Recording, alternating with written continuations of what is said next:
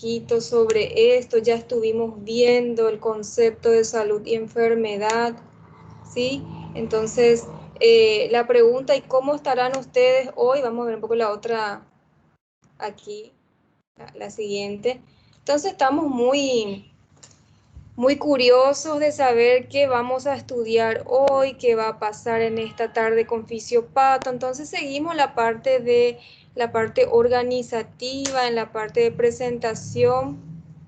Bien, esta imagen cuando la pusimos queríamos representar a nuestros estudiantes de medicina y todo lo que tienen que saber de fisiopatología. Fíjense, tenemos a un joven aquí un poco desaliñado, ¿sí?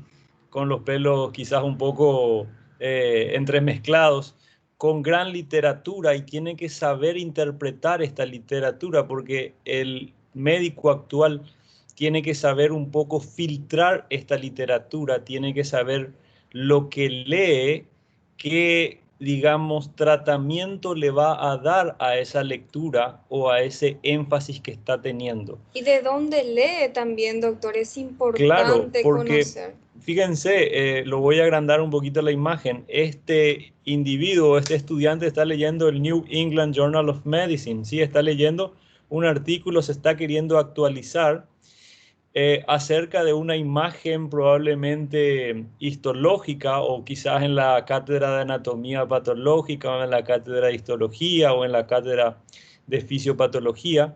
Y también por detrás tiene a imágenes radiológicas. O sea, el médico tiene mucha información, una densidad muy importante de información y tenemos que saber en este momento qué es lo más importante para nosotros. O sea, qué es lo que más, digamos, podemos decir de verdad para nuestros pacientes, porque la verdad hoy por hoy es la que se está jugando el terreno. Ustedes saben que existe un montón de información o desinformación falsa y eso nos lleva a que, digamos, tengamos que ser más cuestionados hoy por hoy. Entonces, ¿qué vamos a estudiar hoy? Eso es la pregunta que tiene este alumno nuevo. Entonces, ¿cuáles son los temas, doctora? Bueno, entonces vamos a hablar un poquito sobre prevención de la enfermedad, niveles de prevención, factores de riesgo de la enfermedad que ya estuvimos viendo en la clase pasada, la determinación de los factores de riesgo de la enfermedad, los factores pronósticos de una enfermedad y este último que es muy interesante, es la que estamos viviendo en estos momentos. Nosotros estamos siendo parte de esto y en algún momento ya sean nuestros hijos, nuestros nietos o los que vendrán después de esta generación, van a estar leyendo lo que hoy estamos haciendo, que es la práctica basada en evidencias. Nosotros en algún momento estamos haciendo historia en este momento. Muy bien, la medicina basada en evidencia, quizás esa medicina va a tener un corte transversal, o sea, va a abarcar a todas las materias de las cuales nosotros vamos a tener que hablar. Si bien este tema parece, doctor, ¿sí? Sí. Perdão, e você está apresentando o slide? Está Sí, pasando. se ve, ustedes pueden ver Eu los já slides. entrei e saí 2 vezes e está toda preta a tela. Opa, bueno, voy a... Aqui tá normal. Aqui tá normal. Aqui tá normal. Aqui tá normal. Também tá normal. ¿Está normal? Aqui tá normal. Consigo ver também. Normal. Aqui também tá normal. ¿Está normal? Tenta clicar na imagem do professor. Normal também. Quadradinho Muy bien. dele. Tá, ¿Se pueden vou ver? tentar. Bien. Dale. Ok, bueno, puede ser algún problema técnico, pero recién empezamos, así que no te perdiste nada todavía, era una introducción. Tranquila, nada más, es algo que uno todos los días está pasando, está viviendo con cada materia, con cada docente, con cada situaciones que nos pasa con esta tecnología, pero muy importante de estar de este lado para poder conversar con ustedes. Y hoy nuestro tema salud y enfermedad en poblaciones. Doctora, cuando nosotros díamos esta clase, parecía, estamos hablando de fisiopatología, pero es un tema probablemente de epidemiología. pero como les decía, la medicina basada en evidencias es transversal, corta a todo. A todas las Entonces, materias sería, ¿verdad? es importante que todos conozcamos un poco más acerca de lo que atañe a la prevención, lo que atañe a los estudios que vamos a tener que leer, los Al estudios. pronóstico. Sí, entonces tenemos que saber cuando leemos un estudio como ese estudiante al comienzo, qué es la información que está teniendo a mano y si el enfoque que está teniendo es verdadero. Y bueno, acá me acerco más para que me puedan ver, para que me puedan escuchar.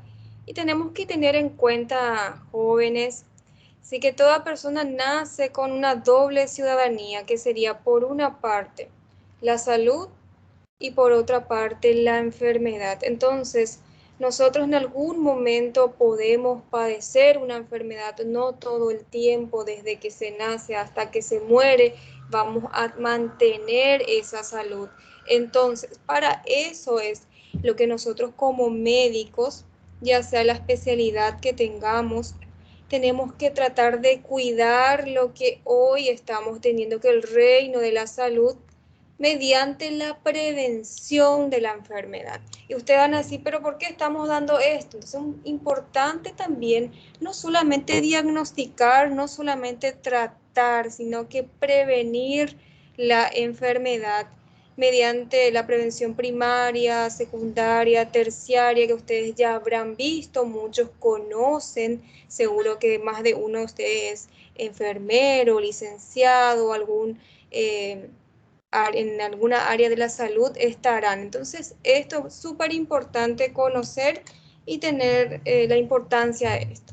Bien, la prevención de la enfermedad. Si en realidad nosotros estamos hablando de que el paciente tiene que mantenerse en el reino de la salud, lo que tenemos que actuar como médico es justamente evitar que el paciente pierda esa salud o que el paciente o que nuestros pacientes tengan, digamos, algún tipo de trastorno en su salud.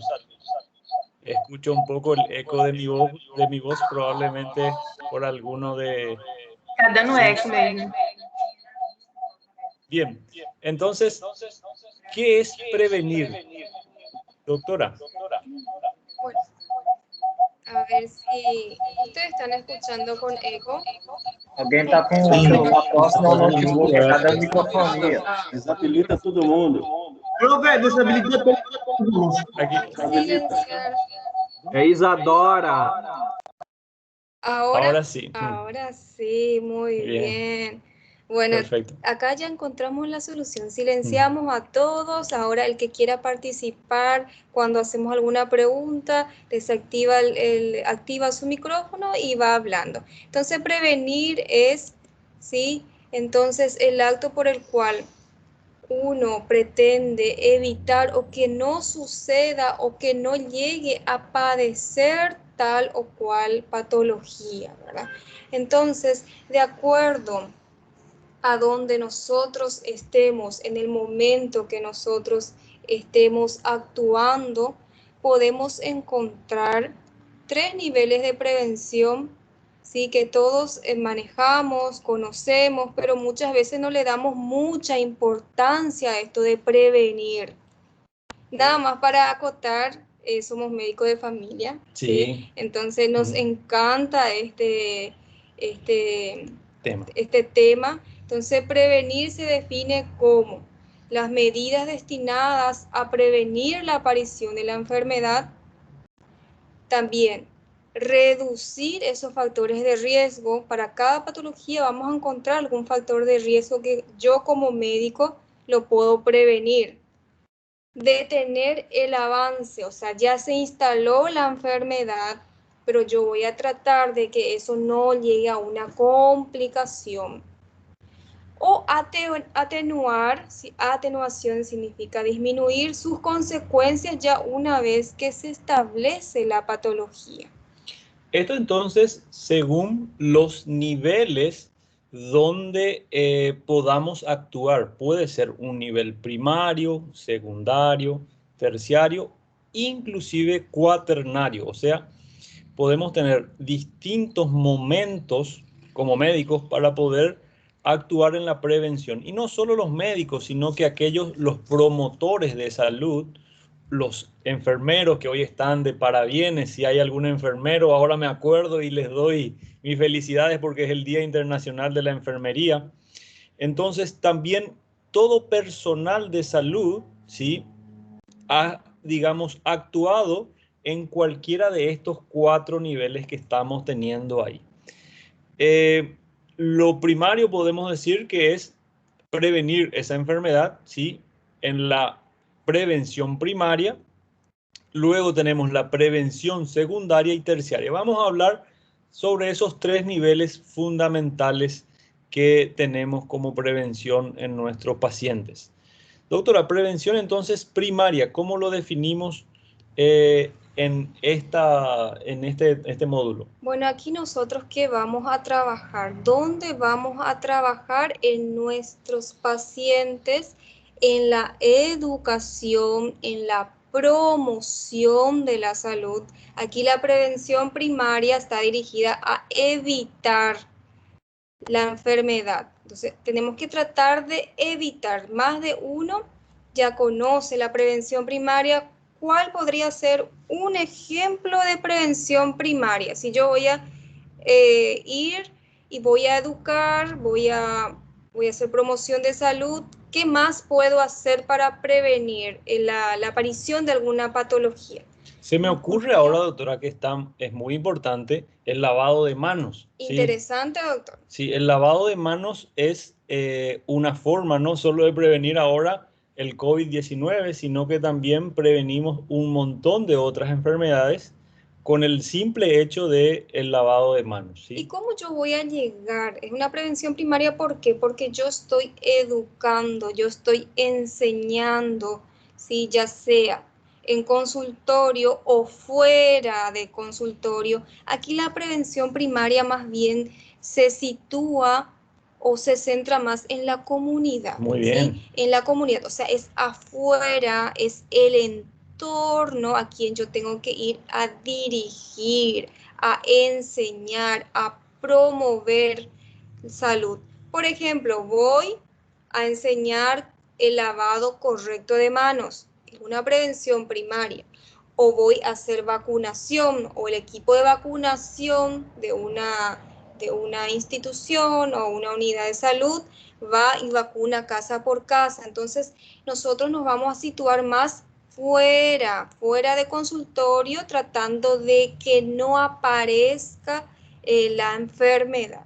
O sea, esto se habla mucho de hoy en día, doctora, de que el médico esté adentro de la sociedad y trabajando con la sociedad Esté o trabajando involucrado en la comunidad. Muy bien en su comunidad y trabajando con el paciente en su comunidad. ¿Y cuáles son algunos ejemplos que yo puedo llegar a tener? La práctica de actividad física o promover la actividad física para evitar enfermedades cardiovasculares.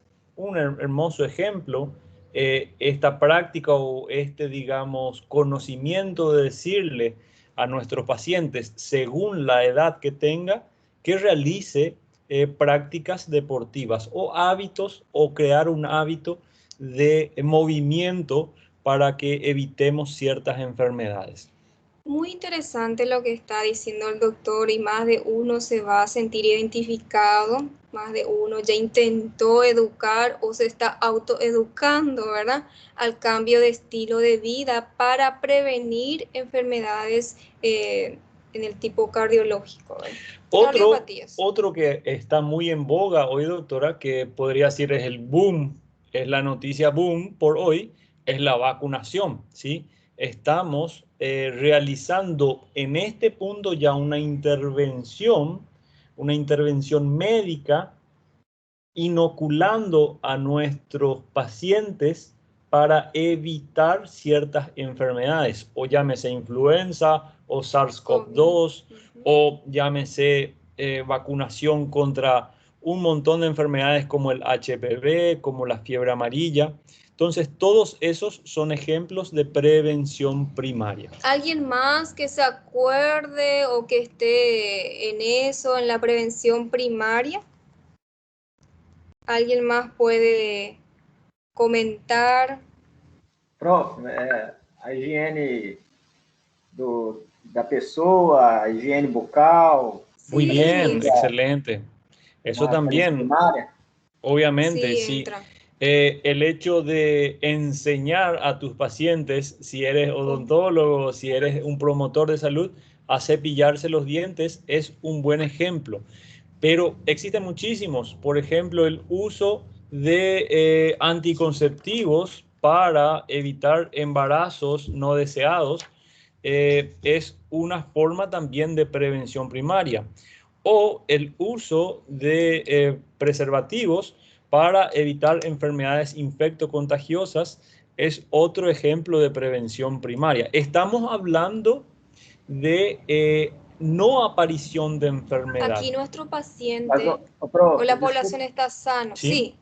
Sí, prof, você Sí. falou aí o uso de contraceptivo, mas Sí. o contraceptivo é para evitar uma gravidez indesejada. Não seria para evitar uma doença e não em relação a uma gravidez indesejada? Muy bien. Porque a gravidez não é uma doença.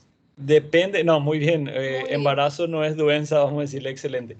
Siempre y cuando estemos en el ámbito, porque algunas veces utilizar un contraceptivo o utilizar un anticonceptivo en ciertas poblaciones que puedan ser de riesgo, vamos a decirle, en ciertas poblaciones que puedan ser con peligro de que puedan desarrollar algún trastorno a largo plazo. Tenemos muchos ejemplos que podemos llegar a ver, pero voy a ver un poquito más adelante. Por ejemplo, el que me interesa mucho es el uso de preservativo, que puede ser tanto primario, secundario y terciario, ¿sí?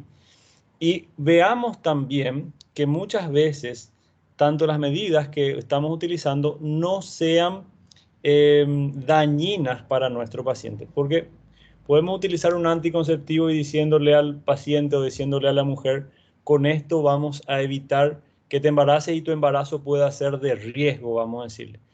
Pero cuando le das el medicamento, ese mismo medicamento puede ser un daño para nuestros pacientes. Y así, obviamente, también sucede con la vacuna, así también sucede cuando le das un medicamento como una aspirina porque tú estás queriendo prevenir. Entonces, tenemos muchos ejemplos que tienen que ser mejor el beneficio que el riesgo que estamos adoptando. Asimismo, siempre hay que ver el riesgo-beneficio de cada paciente. Cada paciente va a ser distinto, si cada situación también que se presente va a ser distinta. Ahora hay otro tipo de prevención primaria que están ya, que son obligatorias. Por ejemplo, más de uno va a saber esto, el uso de cinturón de seguridad, ¿sí? El uso de casco, ¿sí? Capacete. Para la gente que anda en moto, en motocicletas. Entonces, eso ya está ya reglamentado, es de uso obligatorio, entonces nosotros estamos en prevención primaria. Y otro también muy interesante, y es toda una especialidad en prevención primaria, cuando hablamos de trabajadores que tienen algún trabajo riesgoso, ¿verdad? De riesgo. Por ejemplo, los que están trabajando en las rutas, o los que trabajan en las minerías, ¿sí? O los que trabajan en lugares donde hay mucho ruido, entonces el uso de tapones, orejuelas y tapones de oído, estamos hablando, tapaboca, mascarillas o el equipo, porque para cada trabajo también, cuando hablamos de medicina laboral, vamos a encontrar que tiene que usar ciertas protecciones, ¿sí? Ciertos elementos que van a proteger la salud. Entonces, bastante amplio es lo que es prevención primaria. Entonces, tratamos de prevenir. Sí. Não sei se já falaram, mas campanha contra o fumo, tabagismo. Ah, muy bien, sí, sí, también. obviamente. Campañas de prevención, no solamente para el no fumar, sino que para abandonar el hábito de tabaco. ¿Por qué? Y acá es un poquito más fina la línea de saber si es una prevención primaria o es una Secundaria. prevención secundaria. Quiero que leamos un poquito ya la definición de prevención secundaria y ver si el hábito de dejar de fumar es primario o es Profe, secundario. ¿Sí? Sí, só mais um exemplo a respeito Sí, da. por sí, favor, por favor. Falaram me sobre a encanta. prevenção primária, né? Sí, Estamos em uma época de, creio que aqui no Paraguai também, no Brasil, de epidemia para dengue. E sí. creio que é muito importante falar a Ah, respeito dessa questão de sí, prevenção mesmo, e sí. controle da dengue. E nós, enquanto promotores de saúde, né, e futuros médicos, creio que é importante falar sobre essas estratégias Súper importante. que são utilizadas como ações educativas para diminuir essa cadeia epidemiológica, né, cadeia endêmica nessa doença que está, assim, eu digo, em amplo aspecto na nossa região. Miren, acá tenemos dos fenómenos. Cuando llegó COVID, yo me asusté porque estamos sufriendo una pandemia que es global, ¿sí? Y también estábamos sufriendo una epidemia que es el dengue.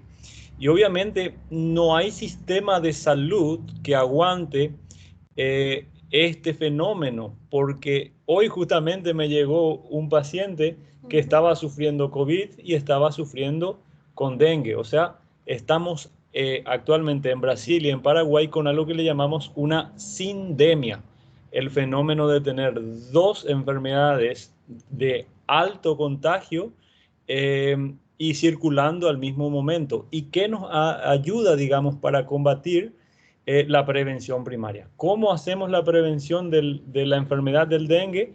Eliminando los criaderos del Aedes aegypti, ¿sí? Es quizás nuestra herramienta más fuerte porque ustedes saben que estamos hablando tanto de dengue como de COVID, de enfermedades sin tratamiento. O sea, es una enfermedad que no tenemos un medicamento para darle a nuestros pacientes para que pueda, digamos, mejorar su salud nuevamente. Y miren nomás, chicos, muy bien la acotación de la Muchas gracias, compañera. sí. Muchas gracias por participar. Miren lo que nosotros como médicos, como estudiantes, como personal de salud, podemos con la educación, lo que podemos prevenir, ¿sí? Entonces hay que trabajar en la casa, en la comunidad donde uno está o en donde sea, en esta prevención primaria para no llegar a padecer, ¿sí? Y ahora cuando hablamos de prevención secundaria, aquí se detecta temprano la enfermedad. El paciente puede ya estar enfermo, pero está asintomático, ¿sí? Entonces no presenta síntomas todavía mi ¿Qué paciente, término, doctora? ¿sí? ¿Qué término es el Asintomático. asintomático?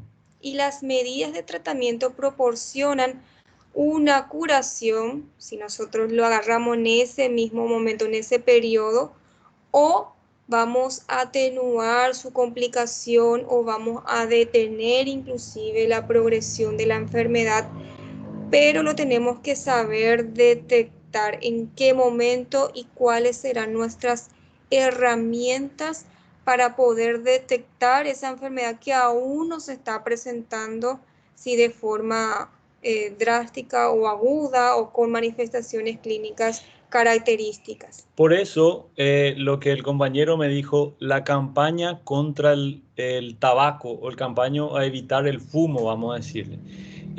Podemos estar, si el paciente ya es tabaquista, si tiene historia de larga evolución de usar el cigarrillo, probablemente ese individuo, si ya tiene 20 años o 25 años de fumar 2 cajas de cigarrillo durante todos los días, que durante esos 20 o 25 años ya desarrolló una enfermedad pulmonar obstructiva crónica.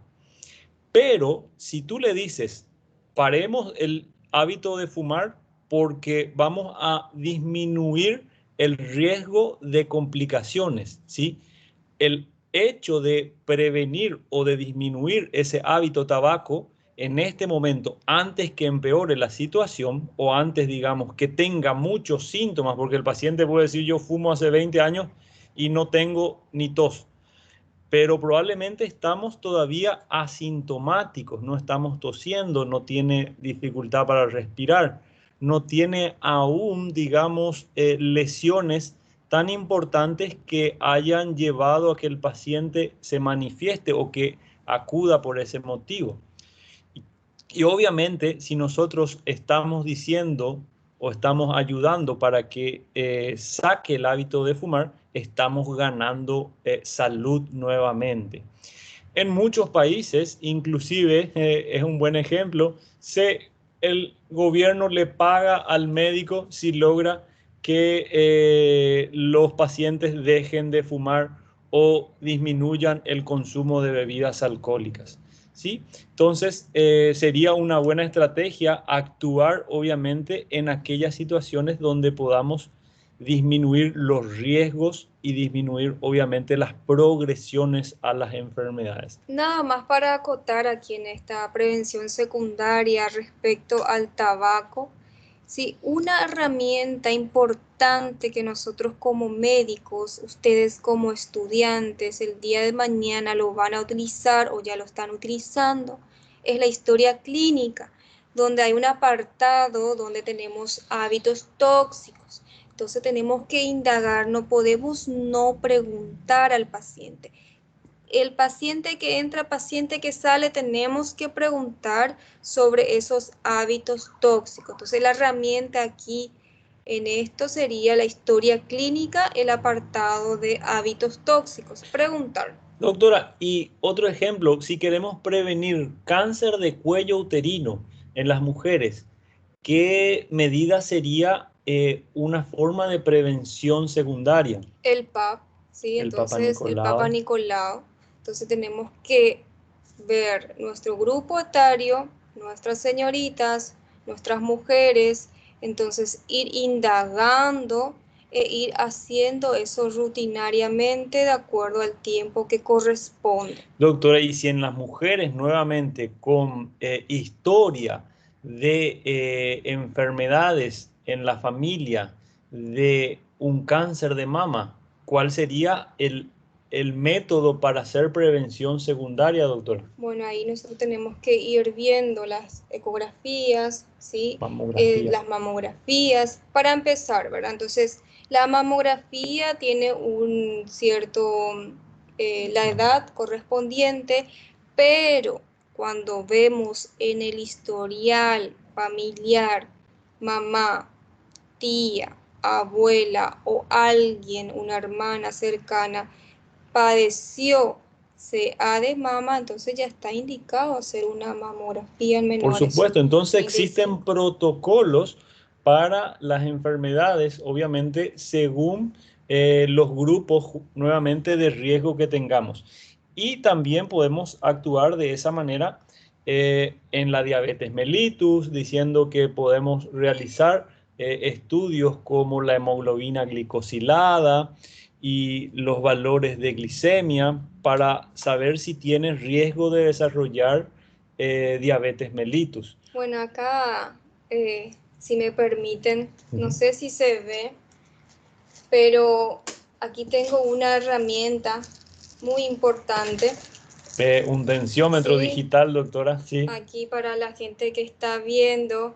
Entonces, esto es una herramienta que va a entrar dentro de la prevención secundaria. Entonces, nosotros, el hecho de tomar la presión a mi paciente, ¿sí? Ya sea este paciente que tenga antecedentes familiares, papá, mamá hipertenso, o que sea obeso, o que tenga algún factor de riesgo, esta medición de la presión arterial va a evitar que mi paciente en algún momento desarrolle alguna cardiopatía. Muy bien, porque ustedes saben que la hipertensión como enfermedad generalmente el 70 a 80% de los pacientes hipertensos al comienzo son asintomáticos. Entonces, existen un montón de medidas o de intervenciones, aquí sí ya podemos hablar que es el médico realizando o el personal de salud realizando directamente intervenciones activas acerca de su paciente o de su población, pero intervenciones. Acá ya el actor principal es ya el equipo de salud, ya sea licenciado, enfermero, nutricionista, fisioterapeuta, bioquímico. ¿Por qué? Porque en esta prevención secundaria, la mayor parte de la prevención ya se realiza en el ámbito clínico, ¿sí? A diferencia de esa prevención primaria, donde la mayor parte se realiza fuera, o sea, en la comunidad, con la educación o en la misma casa, ¿verdad? Entonces, aquí ya juega un papel el equipo interdisciplinario, ya sería responsable en esta prevención secundaria. Y en la terciaria, doctora, está dirigida también a intervenciones clínicas, pero ya se instauró la enfermedad, entonces lo que vamos a evitar o a prevenir es un mayor deterioro de justamente de esta enfermedad o reducir las complicaciones una vez que ya diagnosticamos esta enfermedad. Si lo podemos resumir, es disminuir el deterioro o disminuir las progresiones de la enfermedad justamente con la prevención terciaria. Vamos nuevamente en este ejemplo, doctora, pasame este aparatito, ¿sí? Porque es muy interesante. Con este aparatito nosotros podemos tener los 3 ejemplos de lo que es una prevención primaria, secundaria o terciaria. Doctora, si yo tengo en la familia paciente, mamá y papá hipertenso, y viene un paciente joven, ¿puedes pasarme este corazón también, doctora? Tengo mamá y papá joven. Y, disculpe, mamá y papá hipertensos. Y tengo un paciente de 35 años, ¿sí? Que tenga obesidad. Entonces, yo a este paciente o a este individuo le voy a decir, en tu comunidad, señor, por favor, quiero que hagas el hábito de actividad física, 20 o 30 minutos de actividad física regular, ¿sí? O sea, cumplir 150 minutos a la semana de actividad física para, obviamente, reducir peso y para evitar que las cifras de tensión arterial aumenten. Entonces yo a mi paciente, ¿qué voy a hacer? Lo voy a educar, lo voy a aconsejar para el cambio de estilo de vida. Ahora bien, seguimos con nuestro paciente hipertenso. Ya llegó a ser hipertenso, tiene 145/90 de presión en la segunda consulta que vino junto a nosotros. Entonces, cuando ya lo encontramos con varias tomas de presión por encima de las cifras normales y él todavía es asintomático, lo que vamos a actuar, aunque sea asintomático, es obviamente o medicar a nuestro paciente o insistir y reinsistir en los cambios de estilo de vida. Vamos a obviamente a prescribir la disminución del peso, vamos a disminuir el consumo de alcohol, el consumo de sal, el evitar el tabaco, ¿sí? Todo ellos para cuidar nuevamente nuestras enfermedades del corazón o cardiovasculares. Prosiguió, no te hizo caso este señor.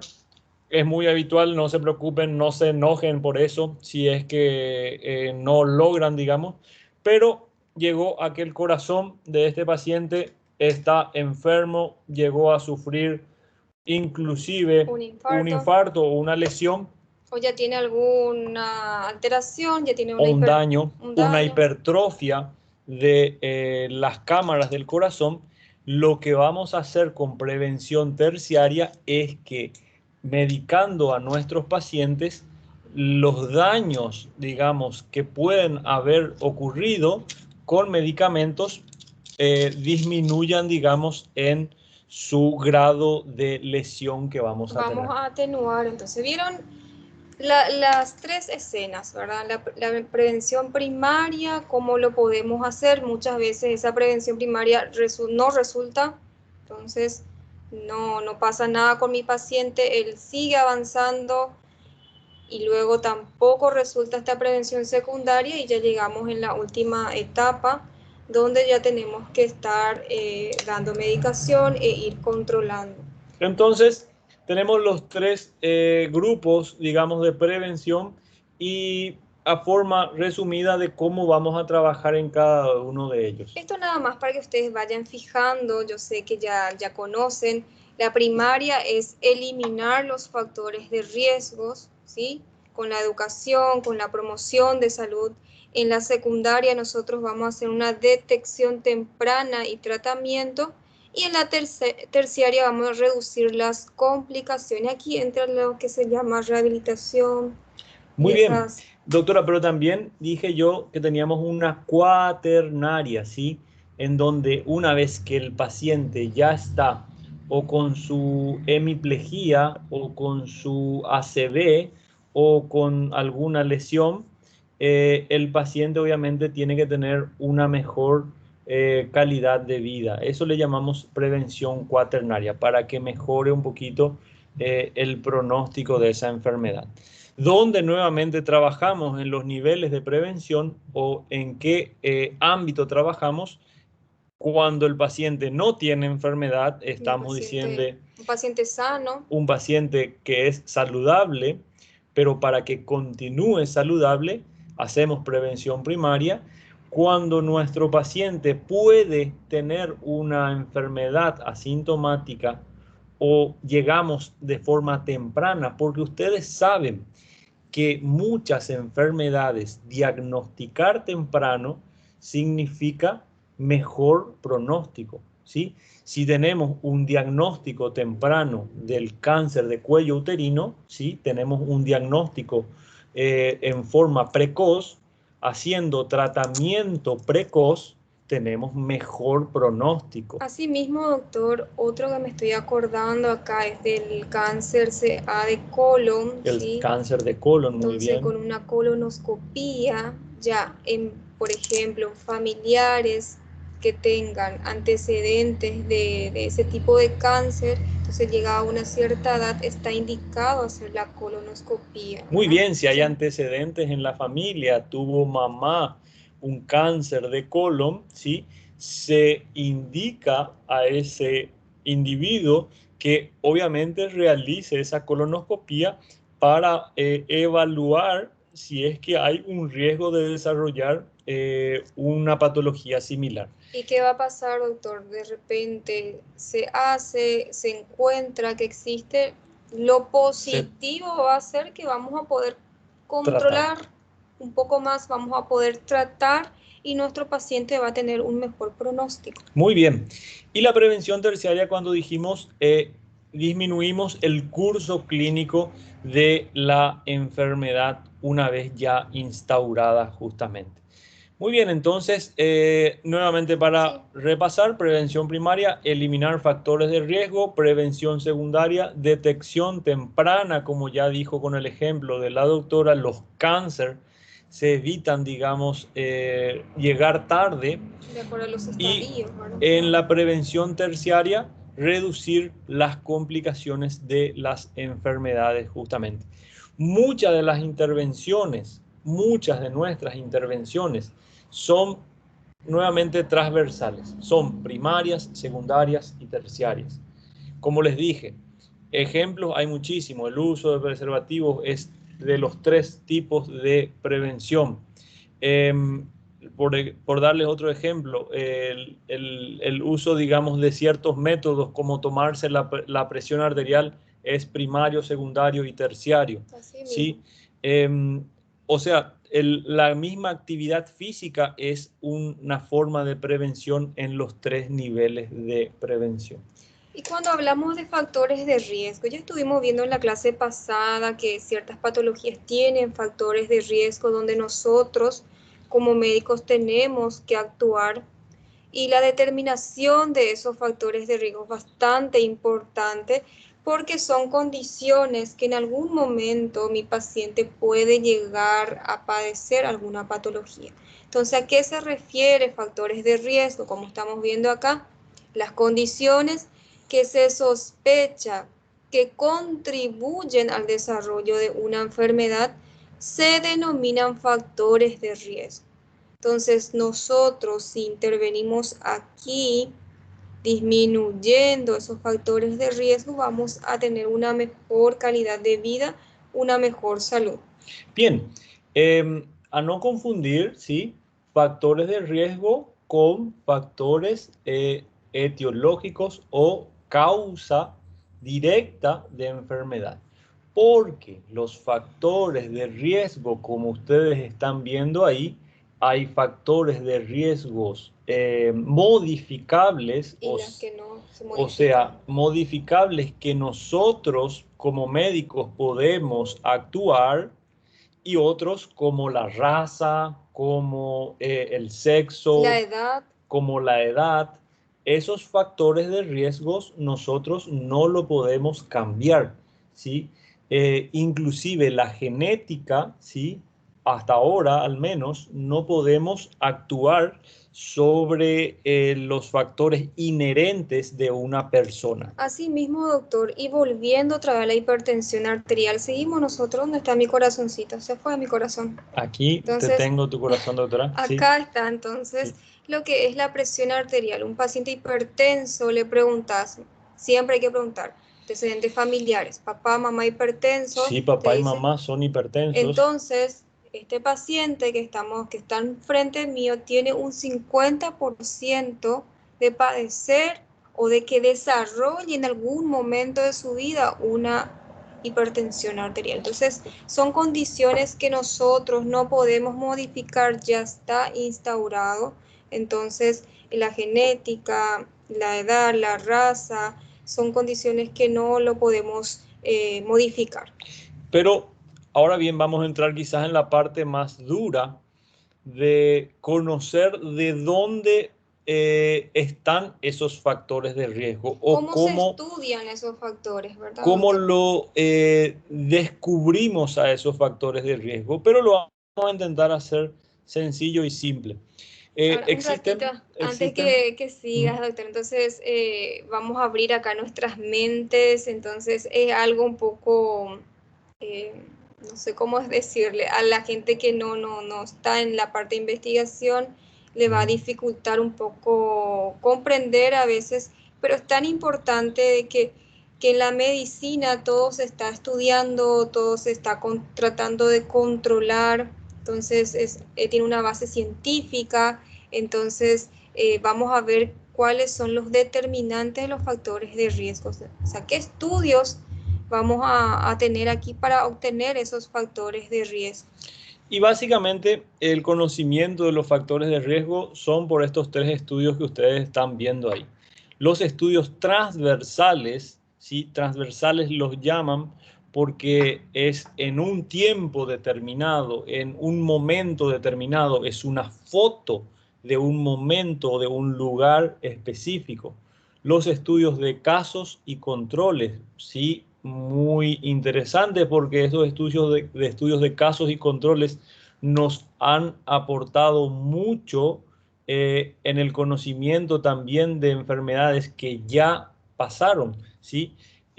O de tratamientos que nosotros queremos instaurar, o los estudios de cohorte, ¿sí?, que son los más fuertes, por así decir, a la hora de estudiar poblaciones a largo plazo, estudiar una población durante bastante tiempo. Nosotros en estos momentos, en esta etapa, estamos dentro de lo que en algún momento ellos nos están estudiando en este momento, y en algún momento nosotros vamos a ser parte de una investigación, sí, digamos, ¿verdad? Entonces, los estudios transversales, intenten, como le dijo la doctora, abrir su mente, pero los estudios transversales cortan en un momento determinado, vamos a decir, en Ciudad del Este, en mayo del 2021, los estudios transversales o de incidencia o de prevalencia me dijeron tengo 11% de mi población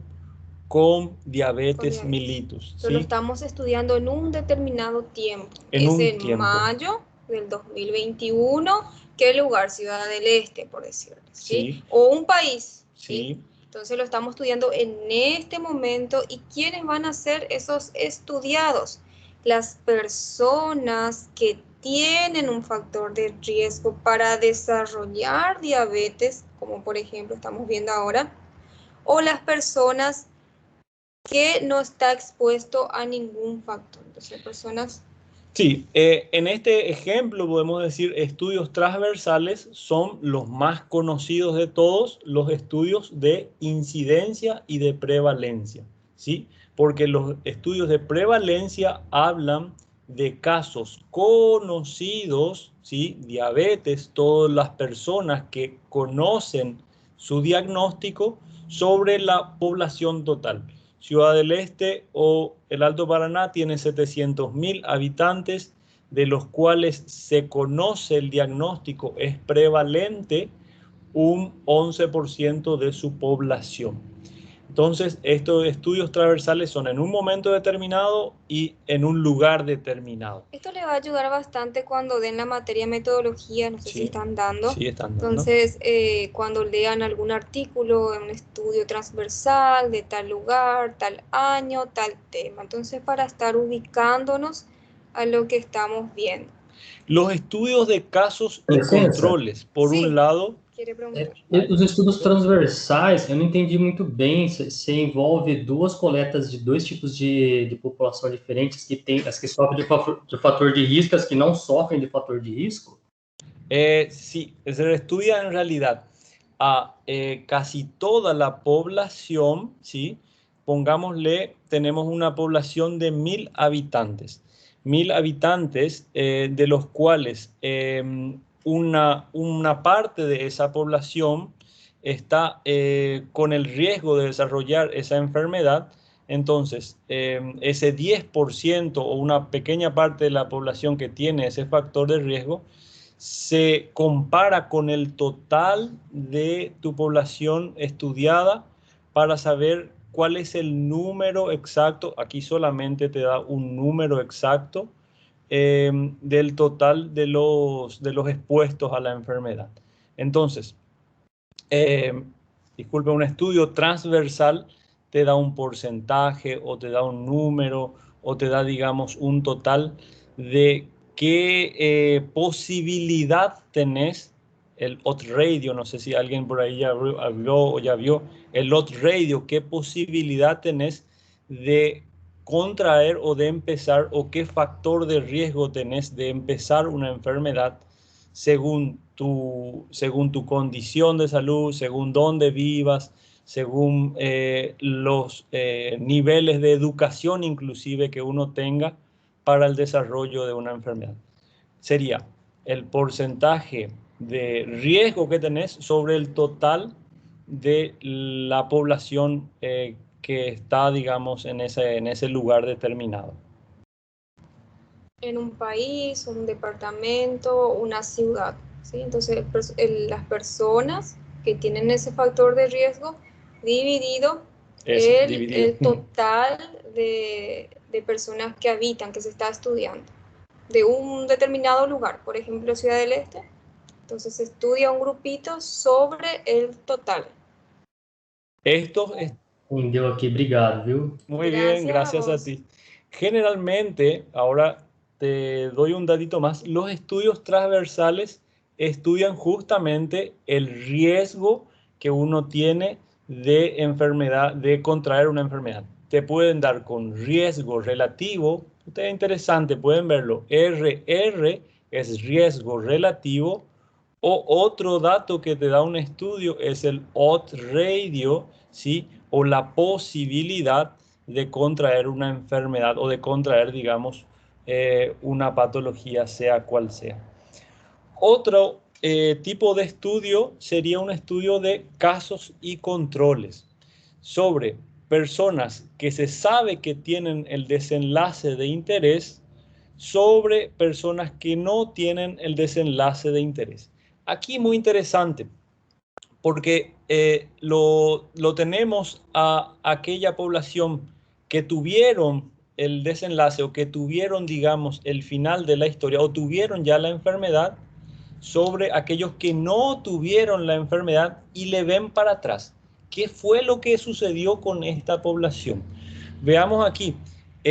Estos, por ejemplo, aquí tenían cáncer de pulmón. ¿Y qué pasó con este paciente que tuvo cáncer de pulmón?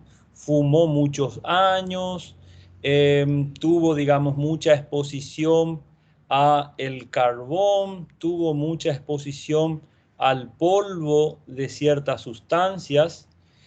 Y fijámosle en otro tipo de población, también aquí en esta población no estuvo, digamos, expuesto al tabaco, no estuvo expuesto a el polvo de algunas sustancias, pero también desarrolló algún tipo de otro desenlace o algún tipo de otro fenómeno que podíamos estudiar. Entonces son los estudios de los casos de las enfermedades contra otras poblaciones que son los controles.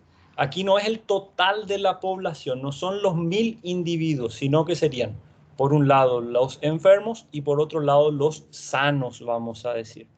Y comparamos esas dos poblaciones. A través del tiempo, ¿verdad? Y después de recabar toda la información, vemos qué le sucedió a esos individuos. Vemos para atrás qué es lo que sucedió con esas poblaciones.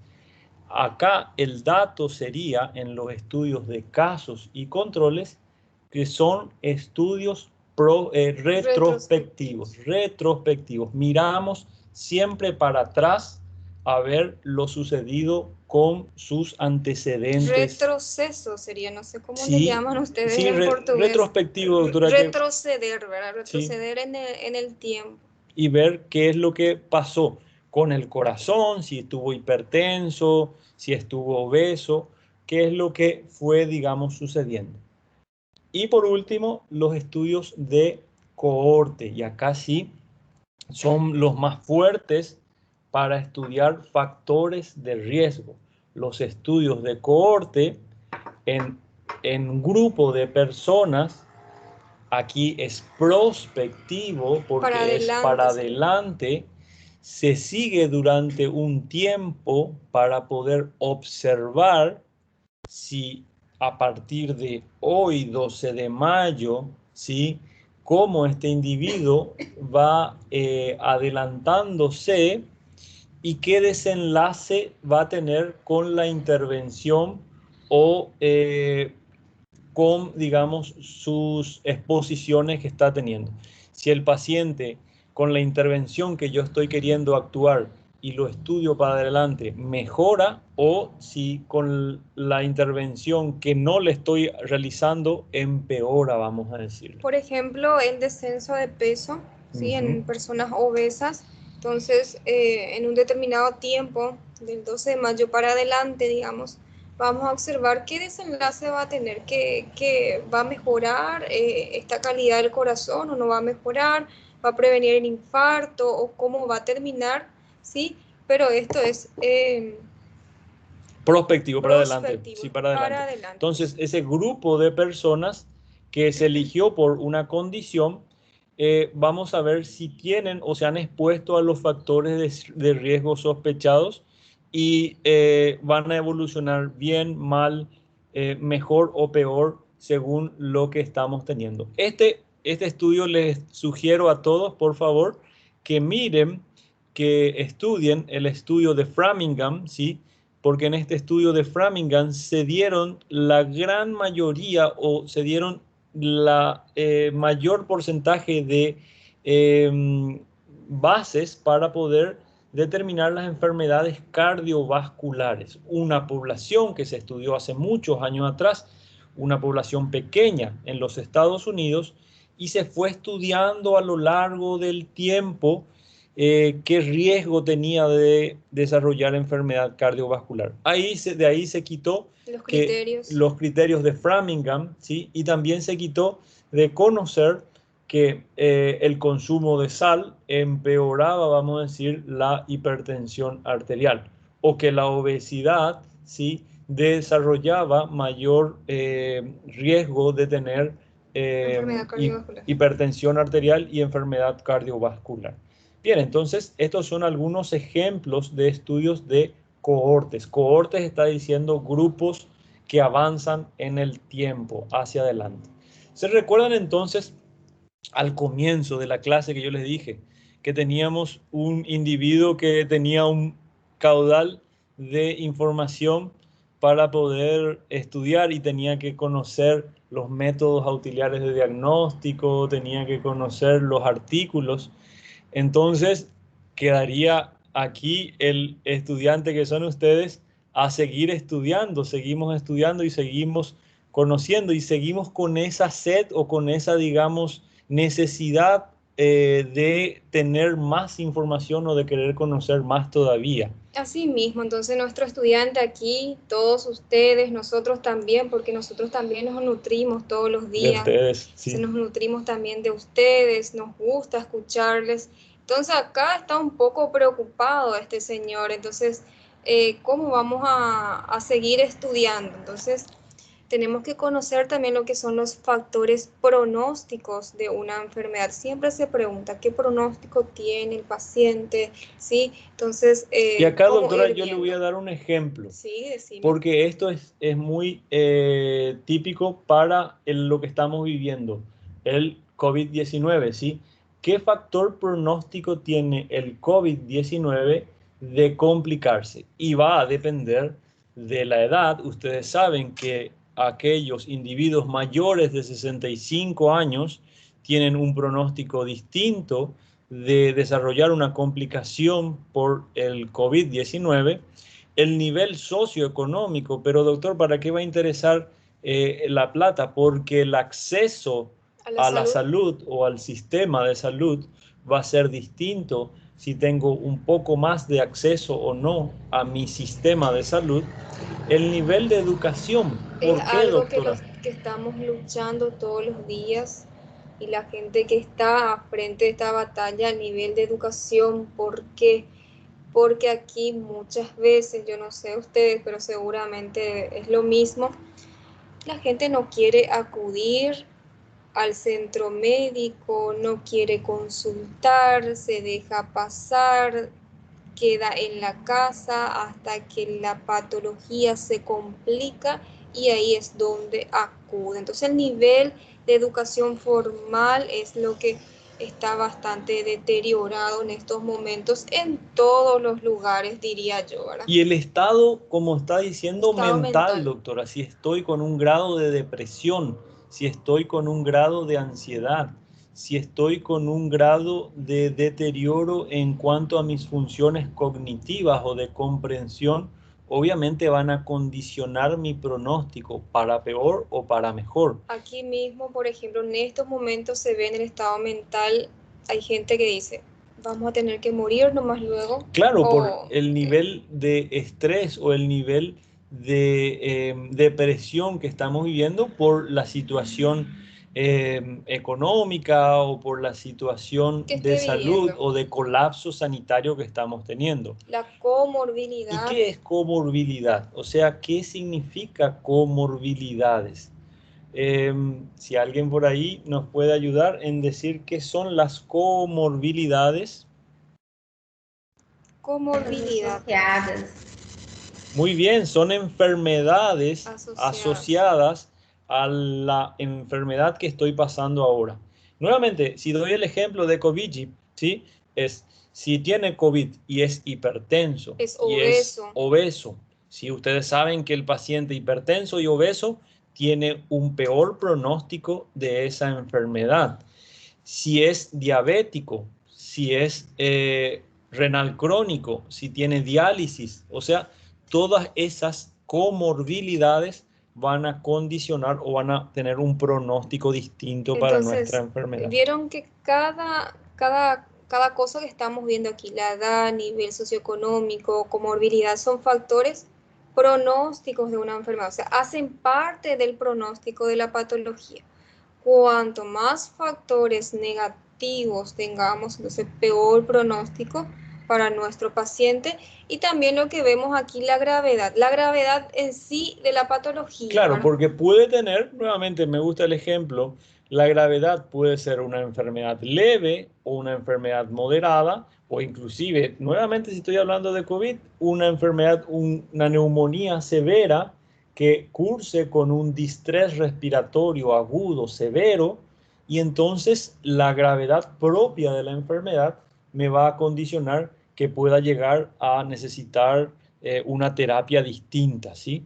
La curva evolutiva del paciente. ¿En qué momento me llegó mi paciente? Sí, en qué momento y también qué condiciones, digamos, tenemos al momento de recibir a ese paciente. Que sería la calidad asistencial también acá tiene mucho La calidad de la asistencia, y esto es lo que quizás hoy por hoy se nos cuestiona a nosotros, doctora. Tenemos un sistema de salud agotado, con unos médicos y enfermeras muy cansados y que obviamente no pueden brindar ya lo mejor de sí porque ya sufrieron el año pasado la epidemia del dengue y se asoció y se agregó la pandemia del COVID-19. Entonces la calidad asistencial a los pacientes fue disminuida, ¿sí? Las intervenciones médicas o terapéuticas de la enfermedad, esto sí nos van a dar la tasa de supervivencia. Ustedes saben, vamos a poner, el COVID-19 tiene una tasa de supervivencia que ronda entre el 80 al 90% y tiene una letalidad que ronda entre el 2 hasta el 5%. En realidad se dice 2%, pero puede ser hasta el 5% porque no se conocen la totalidad de las poblaciones, pero se estima que sea aproximadamente es el número de letalidad. Entonces, estos son los factores de pronóstico y lo podemos ejemplificar con una enfermedad que estamos viviendo hoy por hoy. Asimismo, nada más dar un suspiro, un respiro ahora, ¿verdad? Para cada patología vamos a tener un nivel factor pronóstico distinto, ¿verdad? Entonces hay que ir viendo todos los parámetros que estuvimos mirando. Bien, y por último, en esta segunda clase, sí, no se duerman, tomaron el café que les indiqué, acá estamos también nosotros con nuestro cafecito, para hablar de esta última parte donde decimos lo que involucra a la medicina basada en evidencias o la práctica médica basada en evidencias y las directrices para la práctica médica. Las directrices, cuando dice directrices, habla de protocolos o habla de algunos puntos relevantes para de sugerir o para recomendar a nuestros pacientes. Doctora, ¿qué podemos decir aquí? Y esto es lo que nos hace distintos a nosotros y por qué estamos estudiando tanto, ¿verdad? La práctica basada en evidencia se refiere a tomar, yo médico, voy a tomar una decisión en la atención de mi paciente basado a qué? A esos datos científicos que hayan mostrado una forma específica de manejar, o sea, unos datos científicos que me muestran cómo voy a manejar mi paciente, cómo voy a manejar sus síntomas, las molestias del paciente. Pero acá quiero que subrayen esto. Entonces, está basado en datos científicos. Hoy mismo, como le dije, nosotros estamos haciendo ciencia. Nosotros somos parte de la ciencia en estos momentos. Entonces, en algún momento, lo que estamos pasando hoy va a ser ciencia para los demás que vendrán.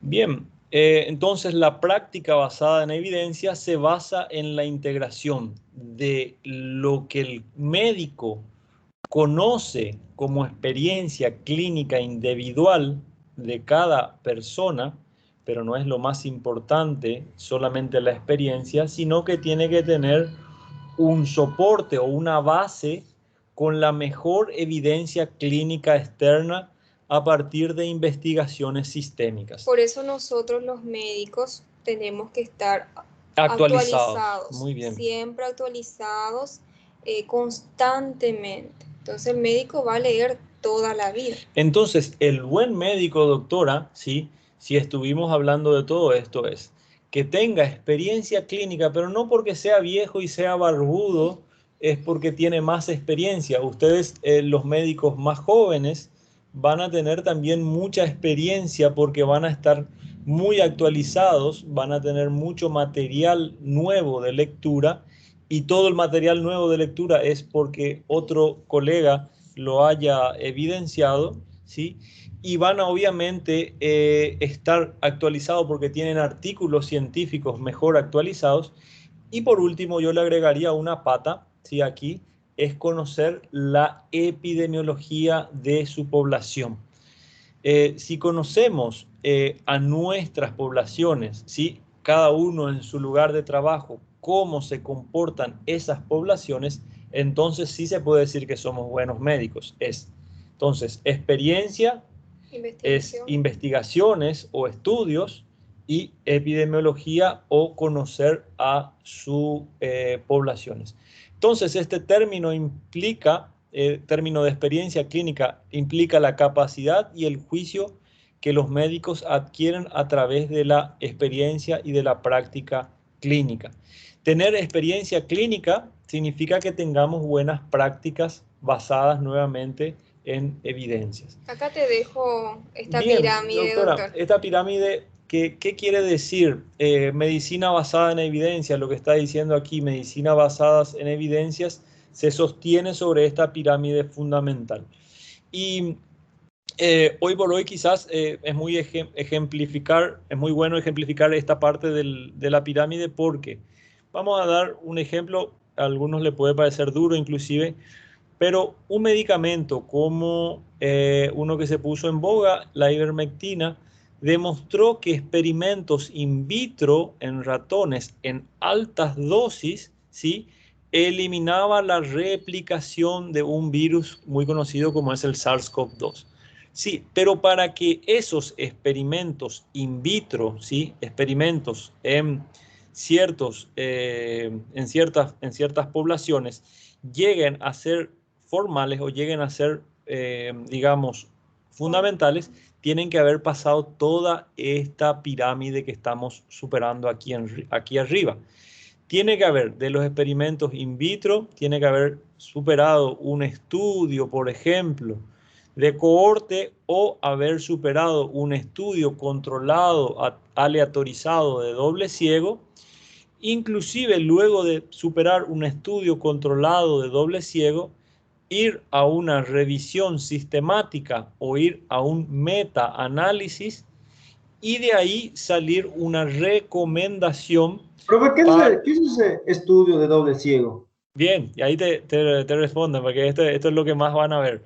Un estudio controlado aleatorizado a doble ciego significa, si yo te recomiendo un medicamento, esto de aquí, doble ciego, tanto el paciente, ¿sí?, como el investigador no saben, ¿sí?, a qué población, si es lo que te estoy dando es placebo o es un medicamento que va a tener un efecto beneficioso. Doble ciego porque el investigador y el paciente no conocen a qué, digamos, grupo se le ha asignado.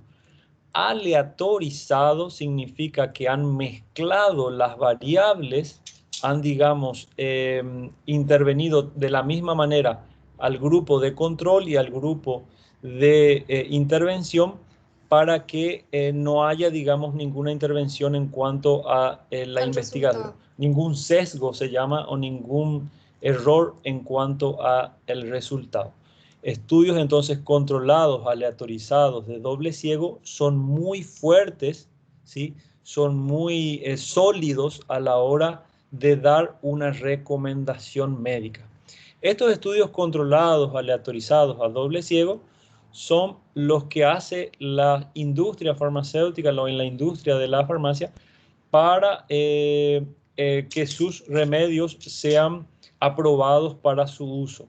Por eso es que muchos de nuestros medicamentos justamente ahora están siendo no todavía del todo recomendados porque no pasan, digamos, esta fase última. Estamos recién en la base de nuestra pirámide, estamos Exacto. en experimentos in vitro, en O en animales algunos, y en opiniones. en opiniones. Y fíjense, las opiniones muchas veces, ¿sí?, son de baja recomendación o de bajo nivel para poder dar un aval a la comunidad, digamos, en general. Entonces, cuando ustedes vayan pasando por metodología, van a ir leyendo artículos, van a ir creciendo en ese ámbito de la investigación. Entonces, muy interesante esto. Y por último, doctora, disculpen, Sí. la revisión sistémica o revisión sistemática, sí, es el último eslabón con el metaanálisis, donde después de estudiar varios estudios, después de tener varios estudios, ¿sí?, tengo sobre la mesa varios estudios, los junto a todos estos estudios, pueden ser 3 o 4 estudios de distintas poblaciones, y ahí saco un solo trabajo, de 3 o 4 sale uno solo, y da, digamos, una fuerte recomendación para mi población. Las revisiones sistemáticas, los metaanálisis, cuando ya hay un cálculo específico, me va a dar una fuerte recomendación para una enfermedad o para una intervención X. ¿Y la cantidad de población? Bien, generalmente son grandes, doctora. Los metaanálisis, ¿sí?, son sobre poblaciones ya mucho más grandes, pero no se da un número X porque muchas veces es difícil eso que sea un número exacto nada más. Pero los metaanálisis generalmente son de estudios más grandes ya. ¿Por qué? Porque se juntan, digamos, varios estudios. Si yo tengo aquí una población de 1000 en un estudio, en esta otra población se estudiaron otros 2000, en otro estudio se estudiaron 800, entonces se juntan los 1000, los 2000 y los 800 en uno solo y se da un cálculo. ¿Para qué se hace este metaanálisis? Para dar directrices para la práctica. ¿Qué nos dicen las directrices, doctora? Bueno, las directrices para la práctica clínica, ¿qué son? Son afirmaciones desarrolladas de manera sistemática con la intención de informar a los médicos y a las personas que toman las decisiones acerca de la atención médica para circunstancias clínicas específicas. Y entonces, como les dije, el nivel más alto para dar estas recomendaciones para esta práctica basada en evidencia, utilizan a menudo métodos como el metaanálisis para combinar la evidencia proveniente de diferentes estudios para producir un solo cálculo más preciso acerca de la exactitud de un método diagnóstico o los efectos de un método de intervención. Le doy un ejemplo nuevamente. Ustedes saben por qué el lockdown, la cuarentena, ¿sí?, o evitar, por ejemplo, quedarse en casa es recomendable en situaciones de alto contagio de la enfermedad COVID-19, porque se hizo un metaanálisis y se ha visto que evitando que la gente circule, ¿sí?, disminuimos el contagio de COVID-19. Tendrá sus discusiones porque obviamente tiene sus efectos contrarios el quedarse en casa o tener ese lockdown, pero se ha visto que disminuye la contagiosidad adoptando las cuarentenas o adoptando ese lockdown de los pacientes que tengamos. Entonces, repasando esta última parte. Vamos a repasar un poquito acá que son factores de riesgo. Ya vimos, son las condiciones que contribuyen al desarrollo de la enfermedad. Y recordando los niveles de prevención, para ir puntuando, acá por ejemplo entramos las vacunas, está dirigida a eliminar los factores de riesgo de manera que no ocurra la enfermedad. La prevención secundaria, por ejemplo, aquí vimos el Papa Nicolau, detecta la enfermedad cuando aún es asintomático y curable con tratamiento. Y la prevención terciaria enfoca intervenciones clínicas que van a prevenir un mayor deterioro o reducir las complicaciones de una enfermedad. Y cuando hablamos de evolución natural de la enfermedad, hablamos de cómo progresa esa patología. Se refiere a la progresión y desenlace proyectado de una enfermedad sin intervención médica. Y el pronóstico, estuvimos mirando, chicos, todos los que son los factores pronósticos, que es el probable desenlace clínico y el prospecto de recuperación de una enfermedad. Bien, muy bien el resumen, doctora, porque pusiste en 2 slides lo que hablamos casi en 1 hora y media. Y obviamente es mucho material, muy condensado, pero quiero que se vaya por lo menos leyendo lentamente. ¿Alguna pregunta escucho por ahí que tengan? En nuestro libro está bastante cortito, por decirle, son 2, 3 páginas, ¿sí? Entonces ustedes pueden ir mirando la clase, entonces con la experiencia que tienen van a ir agregando más información. ¿Alguna pregunta hasta aquí? Professor, a diferença dos fatores de risco e dos fatores etiológicos é que os etiológicos são fatores genéticos, metabólicos? Sí, muchas veces los factores... Sí, ¿otra pregunta? Não, porque os fatores de risco são condições que contribuem, né, para o desenvolvimento da doença. Los factores de riesgo, yo te hablé un poquito, son algunos de ellos muchas veces que puedes condicionar o puedes modificar. Supongamos una enfermedad X, como, nuevamente vamos a poner el ejemplo de una enfermedad que vamos a estudiar bastante, la diabetes mellitus. ¿Sí? La diabetes es como condición de riesgo o factor de riesgo, tenemos obesidad, tenemos sedentarismo, tenemos el tabaquismo, tenemos el consumo de hidratos de carbono.